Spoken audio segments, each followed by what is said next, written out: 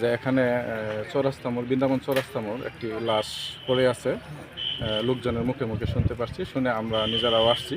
আসলে আমরা এই সমাজে মানে এরকম একটা চিত্র বা এরকম একটা ঘটনা এটা আমরা কোনোদিনও আশা করি নাই। একটা 18-20 বছরের একটা ছেলে মানুষ এইভাবে একটা মানুষকে মেরে ফেলে এবং আগুন দিয়ে পুড়ে ফেলা, এটা মানে একবারে কি বলবো, মানে যেটা বলাই ভাষা প্রকাশ করে যাচ্ছে না। তা আসলে এখনো পরিচয় শনাক্ত করা যাচ্ছে না, কারণ তার দেহটি একেবারে পুরে ছাই করে ফেলেছে। যদি কারো আত্মীয় স্বজন বা কারো লোক হারানো যায় বা এরকম কোনো সংবাদ মাধ্যমে আপনারা জানতে পারেন বা জেনে থাকেন, তাহলে অবশ্যই আসবেন। দেখা গেছে যে ওনারা আগে ফাঁস দিয়ে মারছি, মারার পরে পেট্রোল চেট্রোল দিয়া হয়তো সম্ভবত এই কাঠল পাতা দিয়ে এরা আগুন লাগাই পড়ছে।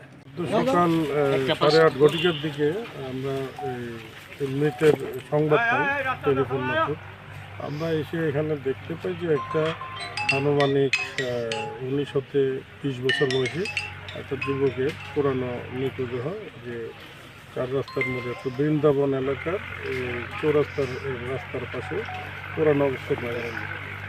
মৃতদেহটি পর্যবেক্ষণে দেখা যায় যে এটা শুকনো পাতা টাতা দিয়ে, এটা কোনো ধার্য পদার্থ থাকতেও পারে, দিয়ে পুড়িয়ে দিয়ে ওরা চলে গেছে। এই বিষয়ে আমরা প্রয়োজনীয় আইনগত ব্যবস্থা গ্রহণ করতেছি। আসলে মৃতদেহের বিশেষ করে আইডেন্টিটির জন্য যা করণীয় আমরা ইবিআই এবং সিআইডির টিমকে সংবাদ দিয়েছি এবং এটা পোস্টমর্টম করা হবে, ডিএনএ প্রোফাইল সংরক্ষণ করা হবে এবং প্রয়োজনীয় অন্যান্য যেগুলো আনুষঙ্গিক কার্যক্রম সেটা গ্রহণ করা হবে।